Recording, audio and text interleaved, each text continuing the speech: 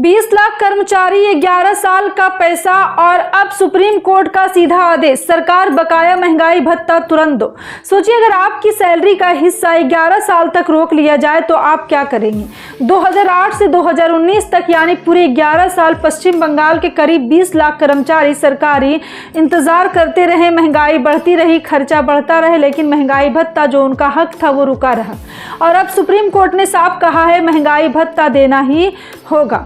सवाल यह है इतने साल तक क्यों महंगाई भत्ता रोका गया, कर्मचारियों को कोर्ट तक क्यों जाना पड़ा, और सबसे बड़ा सवाल क्या सरकारें कर्मचारियों को उनका हक खुद से नहीं दे सकती। देखिए इस महंगाई भत्ता यानी कि डीए ये कोई बोनस नहीं होता, कोई इनाम नहीं होता, ये वो पैसा है जो सरकार खुद मानती है कि महंगाई बढ़ी है इसलिए कर्मचारियों की सैलरी बढ़नी चाहिए। लेकिन पश्चिम बंगाल में क्या हुआ, कर्मचारी कहते रहे हमें केंद्र के बराबर डीए चाहिए, लेकिन सरकार कहती रही खजाना खाली है। अब कोर्ट ने कहा है खजाना खाली हो या भरा हुआ हो, कर्मचारी का हक रोका नहीं जा सकता।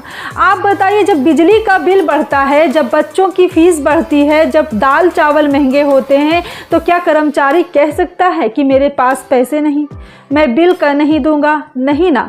तो फिर सरकार कैसे कह सकती है कि हमारे पास पैसे नहीं, हमें डीए नहीं देंगे। यह फैसला सिर्फ पश्चिम बंगाल के कर्मचारियों के लिए नहीं है, यह फैसला पूरे देश के कर्मचारियों के लिए एक संदेश है कि अगर हक रोका जाएगा तो अदालत रास्ता खोल सकती है। लेकिन फिर वही सवाल, हर बार कोर्ट ही क्यों, सिस्टम खुद से क्यों नहीं जागता?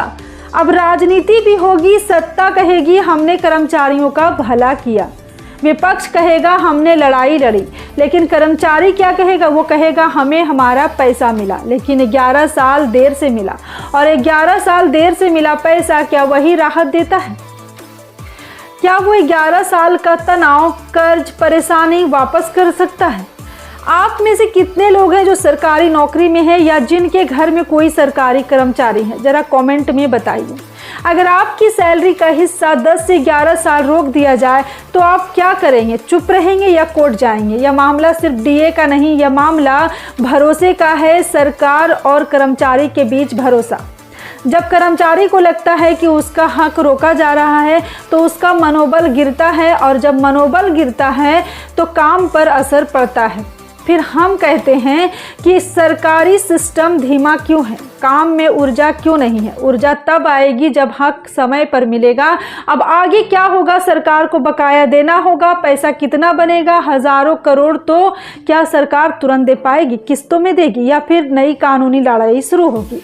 ये सब आने वाले दिनों में साफ होगा। लेकिन आज का दिन पश्चिम बंगाल के कर्मचारियों के लिए राहत का दिन है।